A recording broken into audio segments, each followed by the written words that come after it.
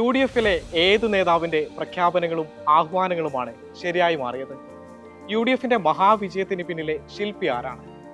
കോൺഗ്രസിൽ നിന്ന് മുഖ്യമന്ത്രിയാകാൻ ഏറ്റവും യോഗ്യതയുള്ളത് ആർക്കാണ്?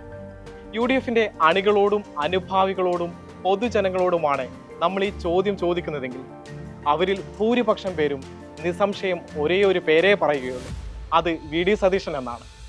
ഇങ്ങനെ പറഞ്ഞതിൽ സംശയമുണ്ടെങ്കിൽ നമുക്ക് ചുറ്റുമുള്ള ആളുകളോട് ഈ ചോദ്യം ഒന്ന് വെറുതെ ചോദിച്ചു നോക്കുക. VD സതീശൻ സാറാണ്. സതീശനായ കുഴപ്പമൊന്നുമില്ല. മുഖ്യമന്ത്രി സതീശനാണെന്നാ.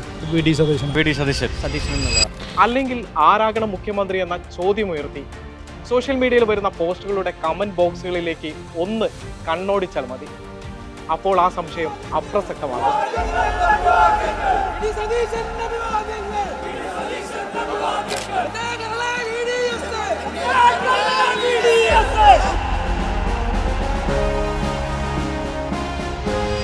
കോൺഗ്രസിൽ നിന്ന് മുഖ്യമന്ത്രിയാകാൻ ഏറ്റവും യോഗ്യതയുള്ളത് VD സതീശൻ എന്നതിന് നിരവധി അനുകൂല ഘടകങ്ങളുണ്ട്.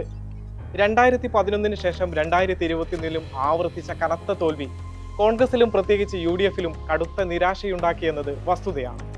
ഊർജം കെട്ടുപോയ പ്രവർത്തകരെ പുത്തൻ ഉണർവേകി ഏകോപിപ്പിക്കാനും പാർട്ടിയെ ബൂത്ത് തലത്തിൽ തന്നെ സജീവമാക്കാനും പ്രതിപക്ഷ നേതാവിന്റെ ഇടപെടലുകൾക്ക് കഴിഞ്ഞു.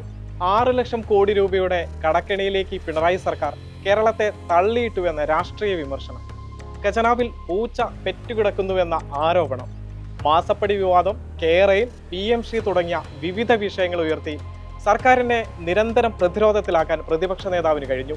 ഇത് UDF ക്യാമ്പിൽ സർക്കാരിനെതിരായ സമരവീര്യം സൃഷ്ടിക്കാനായി. അത് പൊതുജനങ്ങൾക്കിടയിലും ചർച്ചയാക്കാൻ അവർക്കായി.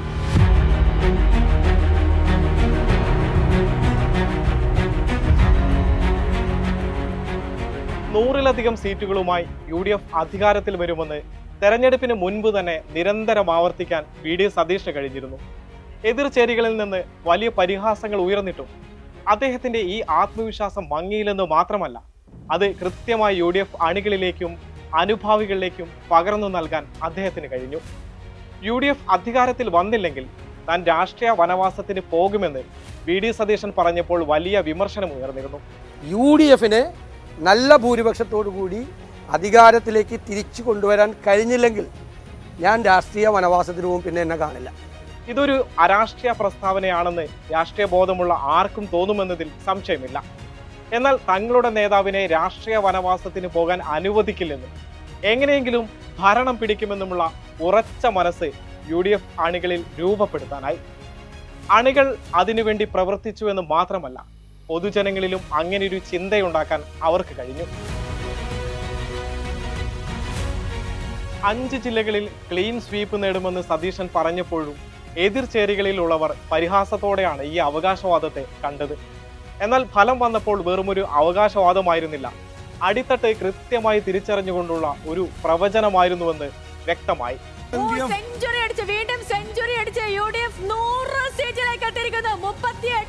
പല സ്ഥലങ്ങളിലും 10 റൗണ്ടും 11 റൗണ്ടിലേക്കും കാര്യങ്ങൾ പോകുമ്പോൾ 100ലേക്ക് വീണ്ടും UDF എത്തിയിരിക്കുന്നു.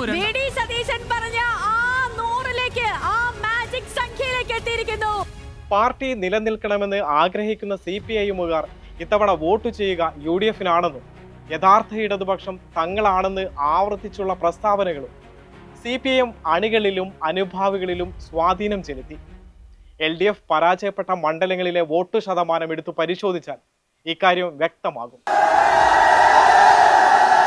UDF അധികാരത്തിൽ വന്നാൽ പുതിയ ഭരണശൈലി നടപ്പിലാക്കുമെന്ന് അദ്ദേഹം പലപ്പോഴായി പറഞ്ഞിരുന്നു. പ്രൊഫഷണലിസം, ഉത്തരവാദിത്വം, കൃത്യസമയത്ത് കാര്യങ്ങൾ പൂർത്തിയാക്കൽ തുടങ്ങിയവ ഭരണ നിർവഹണങ്ങളിൽ ഉൾപ്പെടുത്തുമെന്നായിരുന്നു അദ്ദേഹത്തിന്റെ ഉറപ്പ്. ഇതടക്കമുള്ള കാര്യങ്ങൾ ജനങ്ങളുടെ ശ്രദ്ധ പിടിച്ചുപറ്റാനും അവരെ മാറി ചിന്തിപ്പിക്കാനും ഇടയാക്കിയ പ്രധാന ഘടകങ്ങളായി മാറിയെന്നതിൽ സംശയമില്ല. പ്രതിസന്ധി കാലത്ത് ഒപ്പം നിന്ന് കൈപിടിച്ചുയർത്തിയാളെന്ന ക്യാപ്റ്റൻ പരിവേഷം തന്നെയാണ് VD സതീശന് UDF അണികൾ നൽകുന്ന വിശേഷണം. ഇത് മുന്നണിയിലെ ഘടകകക്ഷികൾക്കും നന്നായി അറിയാം.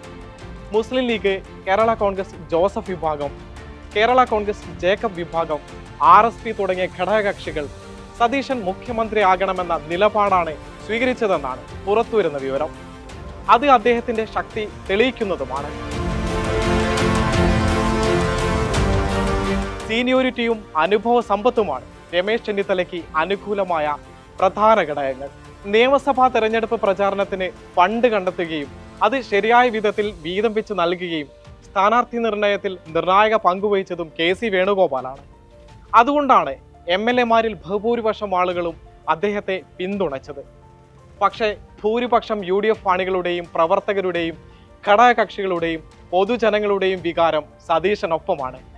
മുഖ്യമന്ത്രി പദവി ഒരു ചോദ്യചിഹ്നമായി നിൽക്കുമ്പോൾ എന്തുകൊണ്ട് VD സതീശൻ എന്നതിൻ്റെ ഉത്തരവും അതുതന്നെയാണ്.